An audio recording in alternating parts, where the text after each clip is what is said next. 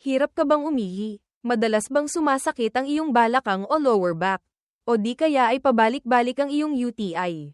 Alam nyo ba na ang sambong ay isa sa 10 halamang gamot na aprobado ng Department of Health, DOH, dito sa Pilipinas?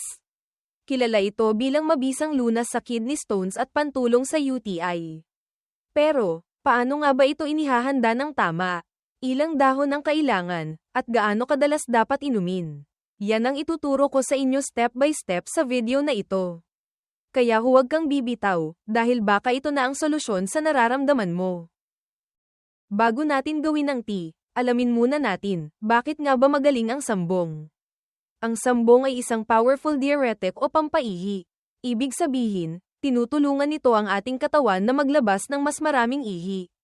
Kapag mas madalas tayong umihi, nafa-flush out o nalalabas natin ang mga bakterya sa ating urinary tract.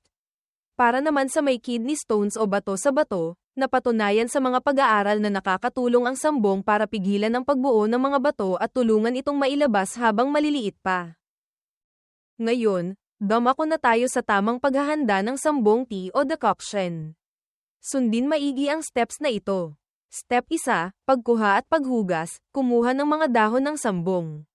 Mas mainam gamitin ang mga matured o magugulang na dahon kaysa sa mga talbos.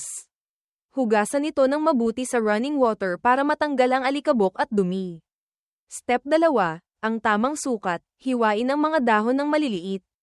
Ang kailangan natin ay 1 tasa, 1 cup, ng hiniwang dahon ng sambong. Step 3, pagpapakulo, sa isang malinis na kaserola o pot, maglagay ng 2 tasa ng tubig. Ilagay ang 1 tasa ng hiniwang dahon. Pakuluan ito sa mahina o katamtamang apoy, medium heat.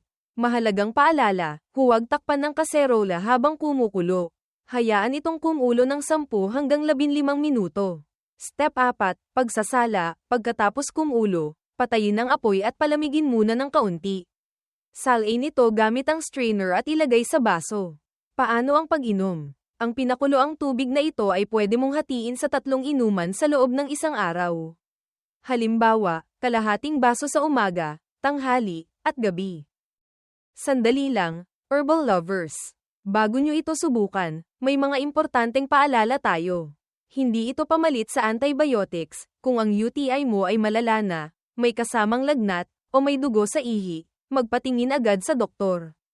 Ang sambong ay pantulong lamang mag-flush ng bakterya, pero hindi nito pinapatay ang bakterya kung malala na ang impeksyon. Bawal sa buntis at nagpapasuso, wala pang sapat na pag-aaral kung ligtas ito para sa baby, kaya iwasan muna. Bawal sa may malalang sakit sa puso o kidney failure, dahil pampaihi ito, pwedeng maapektuhan ng electrolytes ng katawan nyo. At pinaka-importante, habang umiinom ng sambong, kailangan mo pa ring uminom ng maraming tubig. Ang sambong ang tagatulak, ang tubig ang magsisilbing pangbanlo. Nasubukan mo na ba ang sambong dati? O may iba ka pang alam na halamang gamot para sa UTI? I-share mo naman sa comment sa ibaba para makatulong sa iba nating viewers. Kung nakatulong ang video na ito, please like and subscribe sa The Healing Herb para maging updated sa mga sikreto ng kalikasan. Ingat po tayong lahat, at hanggang sa muli.